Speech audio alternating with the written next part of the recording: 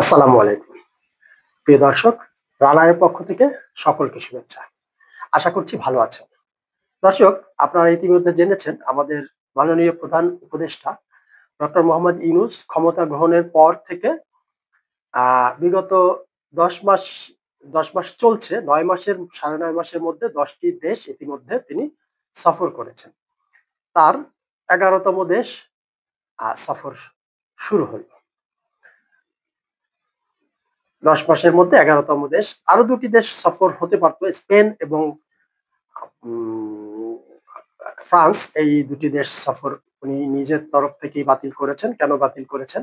আমরা আরেকটি ভিডিওতে এটি বর্ণনা করেছি। আজকে আর আমরা ওই বিষয়ে যাব না। তো আপনারা জানেন যে ৯ই জুন আমাদের মাননীয় প্রধান উপদেষ্টা আ অর্থাৎ আজকে আমি ভিডিওটি করছি ৯ই জুন উনি ব্রিটেনের উদ্দেশ্যে যাচ্ছেন। এর আগে গত ৪ জুন প্রধান উপদেষ্টার প্রেস উইং থেকে আমাদেরকে জানানো হয়েছিল যে অন্তর্বর্তীকালীন সরকার প্রধান ডক্টর মোহাম্মদ ইউনূসকে ব্রিটিশ রাজা তৃতীয় চার্লস এবছরের সম্মানজনক কিংস চার্লস তৃতীয় হারমোনি অ্যাওয়ার্ডের জন্য মনোনীত করেছেন। বাংলাদেশের পররাষ্ট্র মন্ত্রণালয়ের ভারপ্রাপ্ত সচিব রুহুল আলম সিদ্দিকী গত ৪ জুন সংবাদ সম্মেলনে বলেন, প্রধান উপদেষ্টা ১২ জুন লন্ডনের সেন্ট জেমস প্যালেসে এক অনুষ্ঠানে রাজা তৃতীয় চার্লসের কাছ থেকে এই পুরস্কার গ্রহণ করবেন।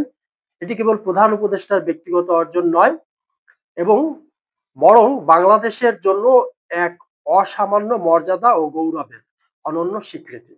এই পুরস্কার বিশ্বমঞ্চে বাংলাদেশের ভাবমূর্তি আরো দীপ্ত ও উজ্জ্বল করবে।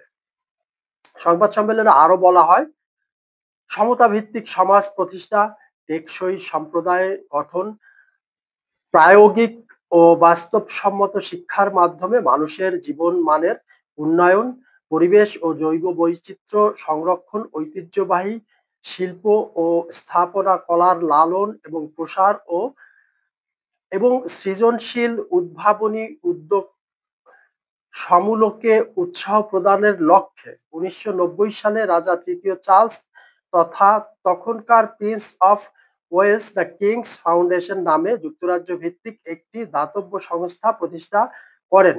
গত বছরের গত বছর অর্থাৎ ২০২৪ সালে জলবায়ু পরিবর্তনের অভিঘাত মোকাবেলা ও টেকসই উন্নয়নের অবদান রাখায় ফাউন্ডেশনের পক্ষ থেকে জাতিসংঘের সাবেক মহাসচিব বান কি মুনকে সম্মাননা সূচক কিংস চার্লস তৃতীয় হারমোনি অ্যাওয়ার্ড ভূষিত করা হয়।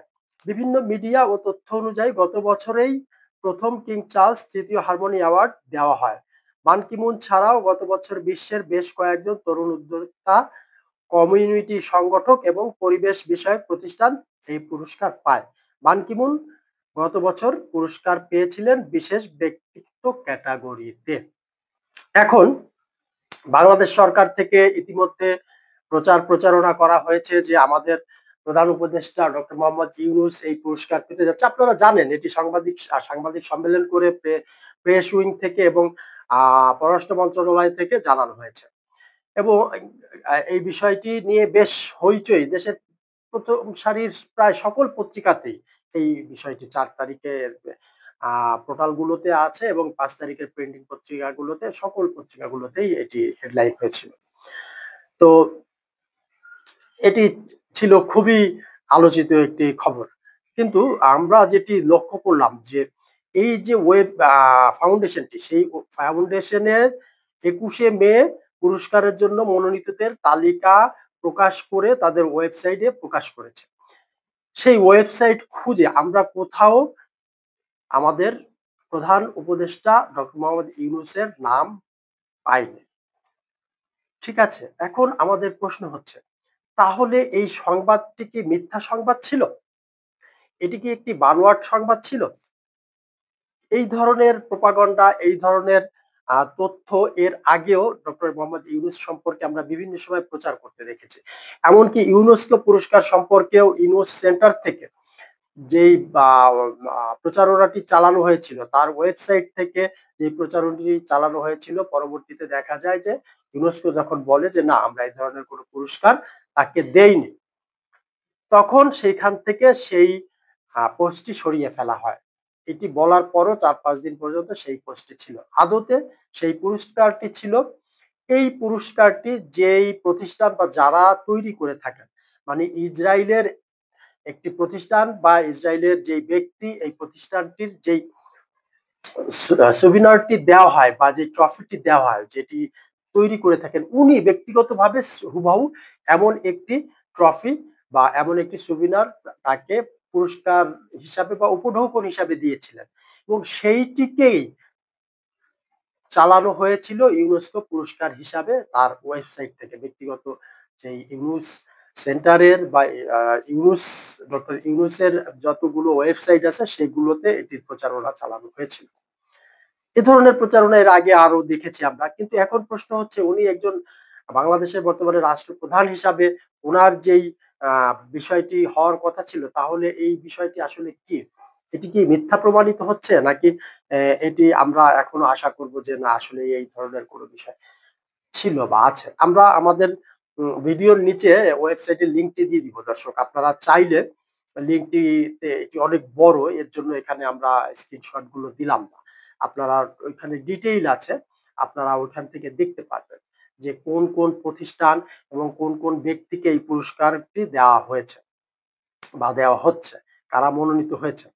দর্শক, আমার দ্বিতীয় আরেকটি প্রসঙ্গ হচ্ছে সেটিতে যাওয়ার আগে আমরা ব্রিটিশ হাই কমিশনার থেকে কি বলা হয়েছিল?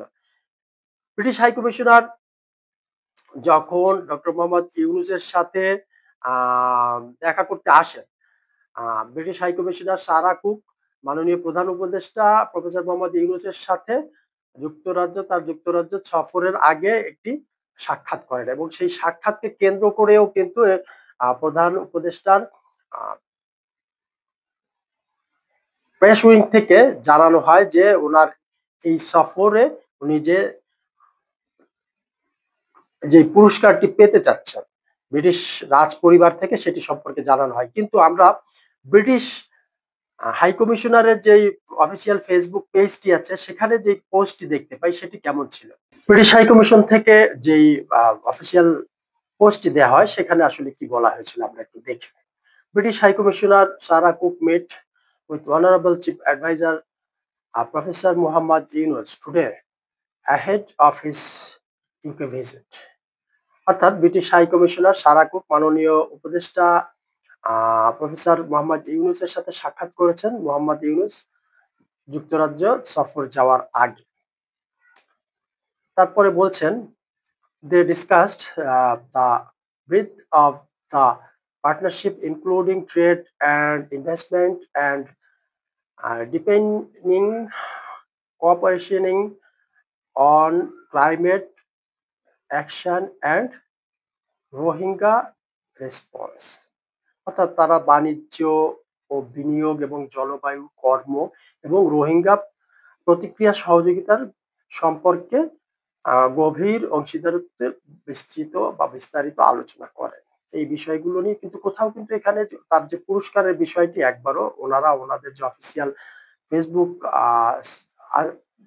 পেজ আছে সেখানে তারা উল্লেখ করেননি। অর্থাৎ আমরা ধরে নিতে পারি যে তাহলে বিষয়টি আসলে একপাক্ষিক।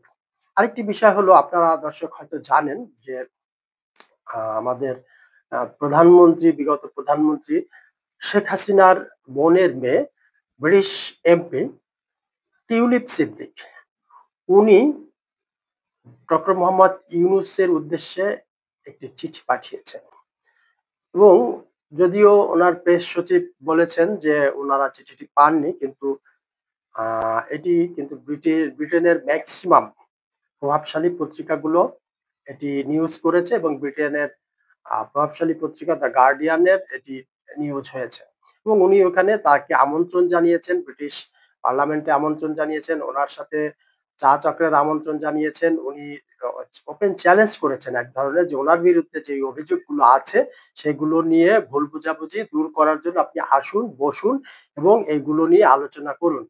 ওনার বিরুদ্ধে যে অভিযোগগুলো এসেছে সেগুলো উনি ওনার লয়ারের মাধ্যমে চিঠি পাঠিয়ে সেগুলো অভিযোগগুলো মানে প্রত্যাহার করেছেন যে এগুলো সম্পূর্ণ অবান্তর, অযৌক্তিক এবং অসত্য।